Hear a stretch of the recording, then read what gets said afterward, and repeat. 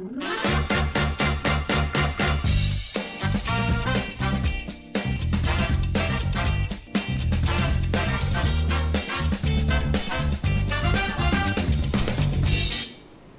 minerais, oui, mais la RDC sait également faire parler d'elle en matière verte en ce moment, poumon de l'humanité. Mais en échange de quoi? La question se pose sur ce que le pays peut gagner en échange de ce beau cadeau de la nature. Dans ce numéro de l'invité, nous recevons une consultante en droit international de l'environnement. Il s'agit de Maître Mati Yav qui va nous parler de ce combat, de sa vision et nous projeter sur ce que nous pouvons espérer de ce beau cadeau de la nature que j'évoquais tout à l'heure. Bonjour et bienvenue, Maître Mati Yav.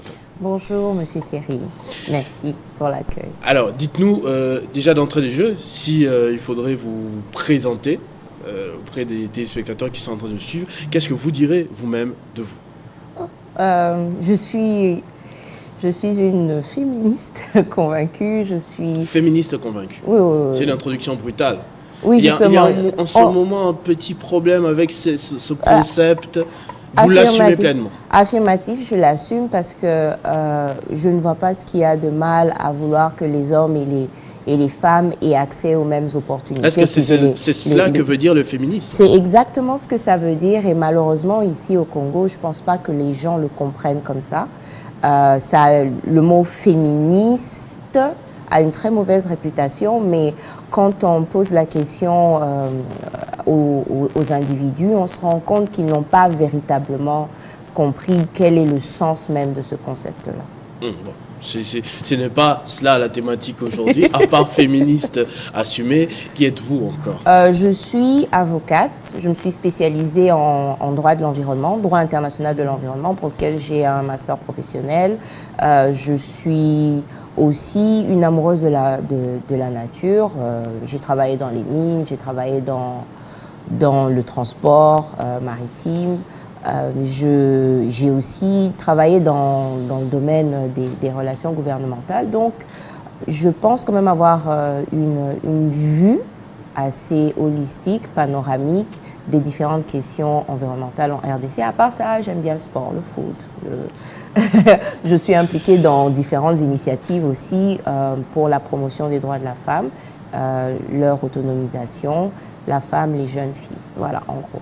Alors, vous parlez de la nature comme un de vos amours, en tout cas.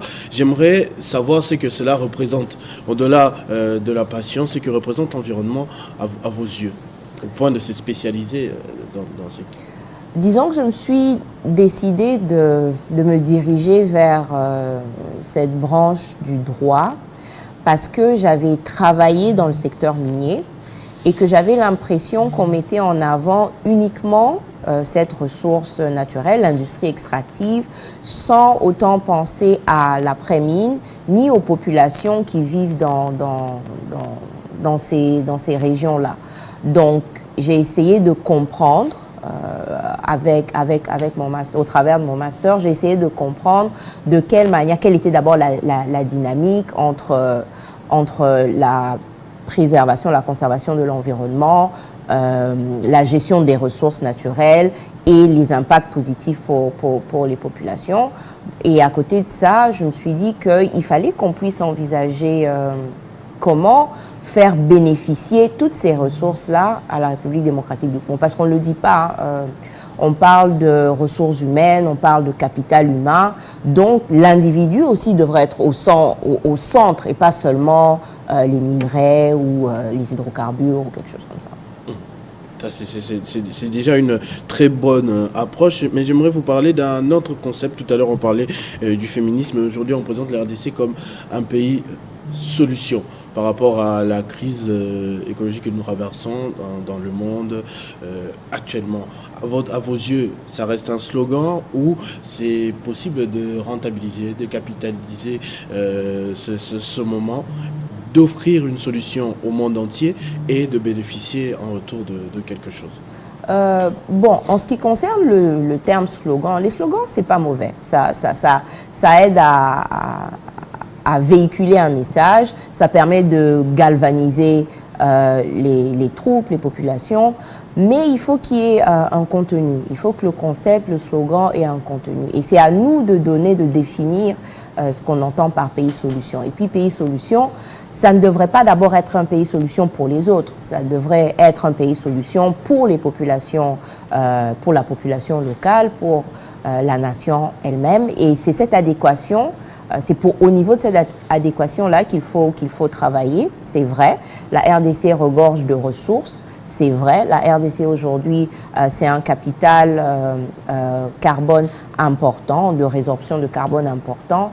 Mais comment est-ce que le Congolais, la Congolaise lambda bénéficie de tout ça? C'est ça qu'il faut, c'est ce sur quoi il faut travailler et harmoniser. Les paroles des présidents l'un après l'autre, Joseph Kabila puis Félix Tshisekedi, on dit que ça ne va pas rester comme un ornement, comme des fleurs, alors que les populations autour vivent dans la misère. Si on peut déboiser pour offrir de l'éducation, des infrastructures et le reste à la population, on ne devrait pas se priver. Vous réagissez comment à cela? Je pense que cette approche, elle reste quand même assez primaire. Parce qu'aujourd'hui, on ne devrait pas penser le développement uniquement en fonction de ce que les autres ont fait. On devrait faire une introspection, une analyse de tout ce qui est à notre disposition. Étudier, savoir d'abord déterminer faire une sorte d'inventaire. Quelles sont les ressources que nous avons? Les ressources que nous avons, ce ne sont pas que les ressources naturelles fossiles. Par exemple, il n'y a pas que le bois, il n'y a pas que le pétrole, il y a les animaux, il y a la faune, la flore, il y a les hommes, il y a l'eau. Est-ce qu'on a répertorié, on a essayé d'identifier le réel apport des services écosystémiques ou environnementaux que nous produisent cette faune, cette flore? À partir du moment où on le fait, on peut maintenant dire, bon, je cherche à prioriser l'industrie extractive, par exemple, parce que en termes de ressources, en termes de faune ou de flore, je ne saurais pas générer autant de recettes dans l'immédiat. Mais si vous n'avez pas fait cette étude, sur base de quoi vous avez déterminé que l'industrie des hydrocarbures, l'industrie extractive des hydrocarbures, par exemple, doit être mise en avant? Je trouve que c'est prématuré et ça reste une politique suiviste de ce qui se fait à l'étranger au lieu de travailler sur le fond. Parce qu'un programme de développement, ce n'est pas 5 ans, 10 ans. Aujourd'hui, en RDC, on doit penser aux 100 prochaines années. D'ailleurs, la RDC qui, dans sa constitution, reconnaît le principe du développement durable, donc sous-entend qu'elle doit préparer un avenir pour les générations futures. Il y a un avenir, d'accord, mais déjà, il y a ce problème que voilà, on a un sous-sol extrêmement riche, mais la population est pauvre. Sur le sol, l'humanité nous réclame, on a de quoi faire respirer le monde entier, mais après, on reste quand même pauvre. Est-ce qu'on va avoir un avenir si déjà au présent, eh bien, on meurt de faim?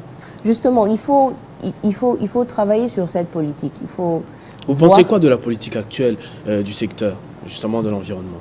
Je pense, personnellement, j'ai l'impression que c'est une rhétorique que l'on répète et que sur le terrain, il n'y a pas grand-chose qui est fait pour montrer que nous pouvons être des leaders dans ce domaine. Il y a une chose de faire valoir ces ressources, et c'est bien, nous les avons, elles sont à nous, mais comment nous les gérons et comment est-ce que nous les mettons à la disposition, pas seulement du monde, mais d'abord de nos populations. Lorsqu'on dit que je dois reconnaître que les prix qu'on voudrait faire appliquer au carbone qui vient de la RDC, ce n'est pas réaliste, mais est-ce que... Parce qu'on ne pollue pas, la RDC pratiquement pas. Disons qu'on résorbe bien notre pollution, parce qu'avec la déforestation, le taux de déforestation actuel, ça reste quand même préoccupant et ça ne joue pas en notre faveur. Mais dans tout ce qui se fait, est-ce que nous sécurisons les éventuels partenaires avec qui nous allons travailler. Ça aussi, c'est un gros problème. Il y a le problème de la gouvernance qui fait que ailleurs, les autres se disent de toutes les façons, quel que soit ce qu'on leur donne, peut-être qu'ils ne vont pas bien l'utiliser. Donc il faut travailler sur notre crédibilité, il faut travailler sur la préparation de nos propres populations. Est-ce que nous avons des experts? Si nous ne les avons pas, est-ce que nous les formons? Si nous les formons pour les 5-10 prochaines années, dans l'entretemps, est-ce qu'on a prévu que la politique que nous mettrons en place dans l'environnement va s'arrêter? On a préparé une transition, ainsi de suite. C'est tout ça. Ce n'est pas juste annoncer et essayer de percevoir des retombées dans l'immédiat. Ça n'a jamais marché. Je vais demander votre point de vue sur deux faits. D'accord. Il y a d'abord la levée du moratoire de la RDC sur les nouvelles concessions forestières. Vous voyez bien de quoi je parle. Vous en pensez quoi? D'abord cela. Je prends deux questions d'actualité. D'abord cela, puis il y a une autre question aussi. En tant que juriste, en tant qu'avocate, je soutiens, je maintiens et je suis d'accord que la RDC a le droit de disposer de ses richesses, de ses ressources naturelles. Après, comment ça se passe dans la pratique? C'est là où le bas blesse. Sur base de quoi les concessions forestières seront accordées? Est-ce qu'on est sûr qu'il n'y aura pas de cas de corruption, concussion, trafic d'influence, ainsi de suite? Ça revient encore aux politiques. Oui, c'est très important, hein, le politique, c'est crucial, c'est primordial, parce que pour donner cette impulsion, pour matérialiser toutes les décisions qui sont prises, il faut qu'il y ait une volonté politique réelle de transformer de présenter, transformer et asseoir la RDC en tant que pays solution et pays leader dans le domaine environnemental. Ensuite, il y a eu la vente aux enchères des blocs pétroliers et gaziers. Oui. Cette fois-là, vous avez réagi comment? Comment vous avez appris cette nouvelle? C'est pas...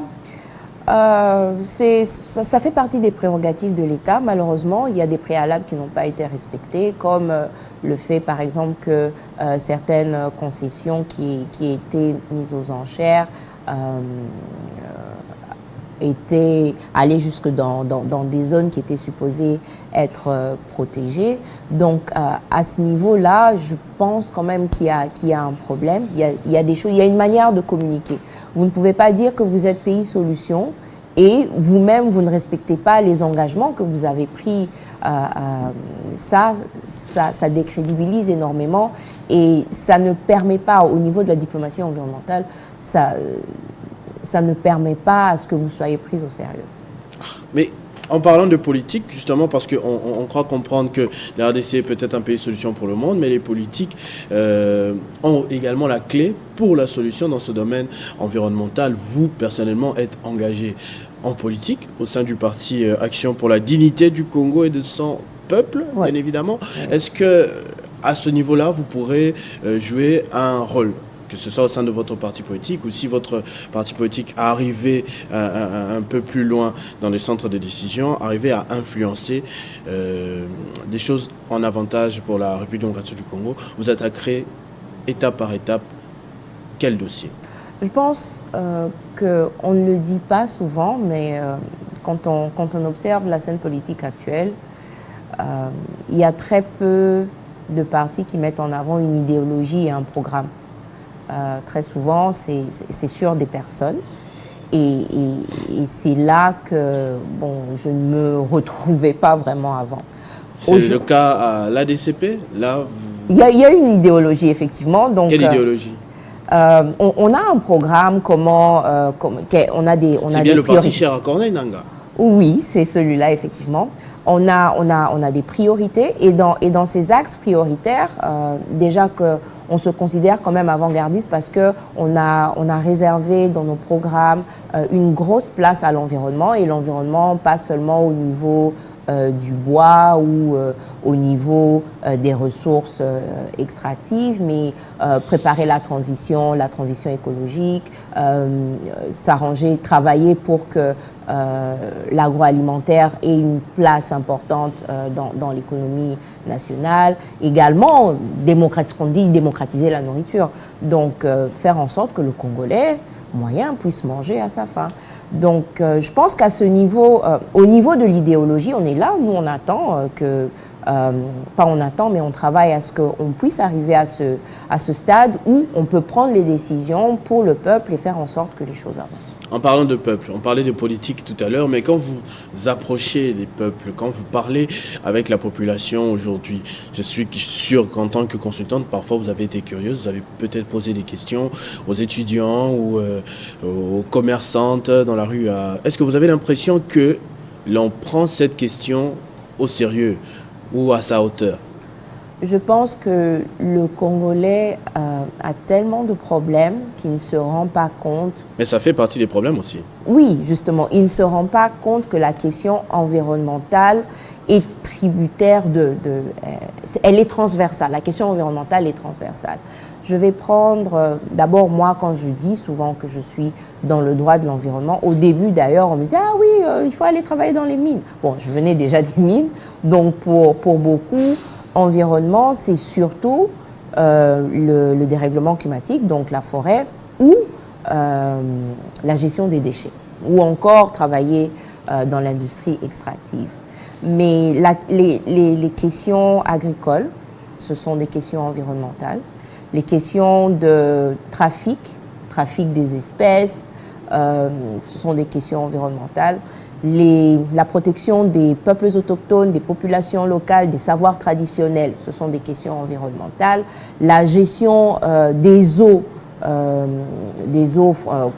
qu'on partage avec... On a parlé d'une probable guerre de l'eau dans le continent. Oui, mais ce ne sera pas une guerre qui va se déclarer « Ah, aujourd'hui, nous avons pris la décision d'attaquer ». Non, c'est des choses qui se font de manière subtile, graduelle, avec la désertification, avec l'acidité des eaux. Et c'est déjà là, même si on ne le ressort pas encore vraiment. Donc la guerre de l'eau est là. Les enjeux environnementaux sont énormes dans ce pays parce qu'on l'a défini comme pays solution. Les ressources naturelles ont une grande place dans ce pays. Donc il faudrait que la population soit imprégnée de ces enjeux-là et qu'elle prenne les décisions en fonction de la propension à mieux gérer, à répondre à ces crises et à ces enjeux. Mais à l'heure actuelle, ce n'est pas une charge que nous sommes capables de porter, à votre avis, que ce soit du côté des dirigeants ou du côté de la population? On peut porter toute charge qu'on décide de porter. Le vouloir, c'est pouvoir. Mais il faut se préparer dans ce sens, il faut s'armer, s'outiller, s'équiper, s'informer, s'instruire et travailler à ça. Et j'espère qu'on va continuer sur cette lancée parce que je dois quand même reconnaître qu'aujourd'hui, on parle un peu plus d'environnement en RDC et ce n'est pas une mauvaise chose. Est-ce que c'est pas parce que justement on s'imagine qu'on peut gagner quelque chose en retour, ou parce que la situation est de plus en plus grave, ou parce que quand il pleut, il y a inondation, que vous ayez curé le caniveau ou pas? Est-ce que le danger est de plus en plus proche? Oui, gagner, c'est et qu'on est obligé d'en parler parce que voilà, le maïs et tout ce que vous voulez. Effectivement, la question du maïs est une question environnementale très importante. D'ailleurs, je vais essayer un peu de donner un aperçu des problèmes. Donc, on a cette crise récurrente chaque année, on a des problèmes de maïs. Donc, il faut qu'on plante.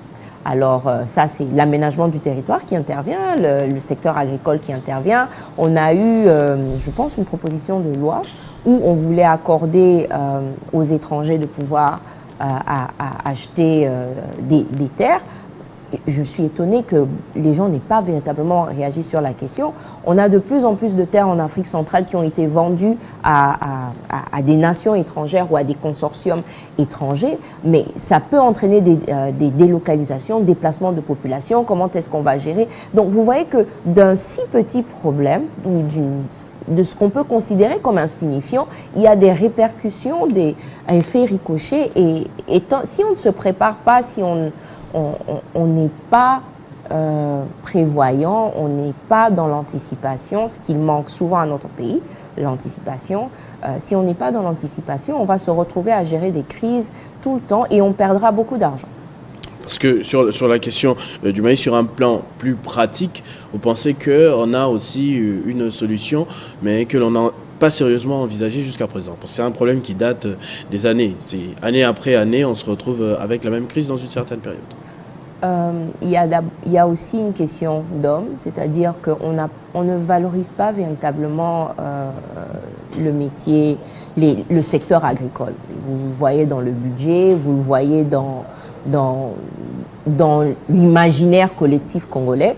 Donc c'est assez rare que les gens estiment qu'ils peuvent faire leur vie ou faire carrière dans la culture de tel ou tel. Mais un des problèmes que nous avons aussi, c'est qu'il ne faut pas qu'on tombe dans le piège de l'agriculture intensive qui aujourd'hui a posé ses limites démontré ses limites à travers le monde. C'est-à-dire? Ça veut dire qu'aujourd'hui, on se fait beaucoup plus d'argent à vendre, par exemple, bio. Et bio, c'est pas comme on le dit ici au Congo, non, nalona ki biloko, yanga moko na simanda kunde komi bio. Non, bio, il y a des normes. Donc, des normes qu'on n'a même pas encore fixées, régulées dans notre pays. Il y a énormément d'argent à le faire, mais vous voyez que même si c'est officiellement interdit, on voit de plus en plus de gens faire entrer des semences génétiquement modifiées et les cultiver et ensuite partager ça à la population. La contamination des sols lorsque vous utilisez des produits, elle est génétiquement modifiée, elle est infinie. Donc, si vous n'arrivez pas à délimiter ce périmètre-là, et pour le délimiter, c'est déjà un problème, ça va être difficile à récupérer. Qu'est-ce qu'on aurait pu faire comme bénéfice en investissant dans l'agroécologie? Est-ce que ce sont des questions qu'on se pose? Est-ce que c'est des questions auxquelles on a déjà apporté des réponses? Est-ce qu'on a essayé de voir comment mettre ça sur pied? Les pouvoirs publics doivent prendre ce genre de questions au sérieux. Ça c'est très bien. On est en train d'aller vers la fin. Du coup, je vais susciter un tout petit peu la question politique. J'ai parlé de ce parti politique tout à l'heure, Action pour la dignité du Congo et de son peuple. Est-ce que, je sais que vous n'êtes pas la fondatrice, bien évidemment, mais ce qui vous a poussé à adhérer à un lien quelconque avec l'environnement, avec ce que vous avez évoqué tout à l'heure de la... Oui, effectivement. Effectivement, pour moi, c'était important de me retrouver dans un espace où on comprend la teneur des enjeux environnementaux. Et malheureusement, des quelques partis écologiques ou écolos dont j'avais entendu parler, je n'avais pas vraiment senti qu'il y avait cette volonté de prendre la question à bras-le-corps. Donc, je me suis retrouvée là-bas parce que j'ai trouvé un écho favorable par rapport à mes préoccupations. Et voilà. Ça, c'est très bien. On espère que sur le plan pratique, on sait comment les partis politiques fonctionnent. Vous allez au contact de la population, ouais. C'est vrai, à travers les provinces, que vous saurez également passer le message qu'il faut en ce qui concerne l'environnement. Effectivement, c'est ce qu'on fait. C'est ce qu'on fait. On parle de tous les problèmes, on les présente à la population, on présente les solutions qu'on veut y apporter. Et les solutions, elles ne sont pas qu'environnementales, hein. Bien entendu, il y a tout un éventail de mesures à mettre en place pour redonner effectivement aux Congolais, au peuple congolais, sa dignité. Et il faut travailler, il faut investir dans le travail, il faut former les gens. Et c'est ce sur quoi nous travaillons. Maître Mathia, un dernier mot, peut-être avant que nous puissions nous séparer. J'aimerais que vous regardiez la caméra et adressiez un message aux Congolais qui nous suivent, qu'ils soient ici ou ailleurs, sur les enjeux environnementaux. C'est que vous pensez, c'est que vous avez comme vision, ces messages adressés à la fois à la population, mais aussi aux politiques, aux dirigeants, c'est que l'on pourrait faire pour, n'est-ce pas, profiter certes, mais également ne pas rater la bonne partie de l'histoire. Je ne sais jamais quoi dire quand on dit le dernier mot, mais je pense que ce qu'on peut retenir, c'est que le Congolais est une solution pour ce pays et que sa façon de réfléchir, de réagir, sa créativité doit être mise au service du peuple. On attend que les dirigeants fassent beaucoup pour nous, mais nous-mêmes devons être conscients, veiller à ce que nous puissions faire avancer les choses dans la bonne direction. Et pour l'environnement, pour les questions environnementales, la prise de position des politiques est importante. On a besoin de cette volonté politique, mais nous-mêmes, on a besoin sur le terrain de faire en sorte que demain soit meilleur pour nous, mais aussi pour les générations qui viennent après nous. Merci. Maître Matiave, merci beaucoup d'avoir répondu à notre invitation. Comme je le disais tout à l'heure, je rappelle, vous êtes consultante en droit international de l'environnement, fondatrice du cabinet Karen Chitok et associée, avocate au barreau de Kinshasa, Matete, membre du conseil d'administration de Conserve Congo, administratif de la fondation Corneille Nangaa et au cadre du parti politique Action pour la dignité du Congo et de son peuple. Merci beaucoup. Merci à vous. Merci également à vous d'avoir suivi ce numéro d'invité de la rédaction. On se retrouve très prochainement avec le même plaisir.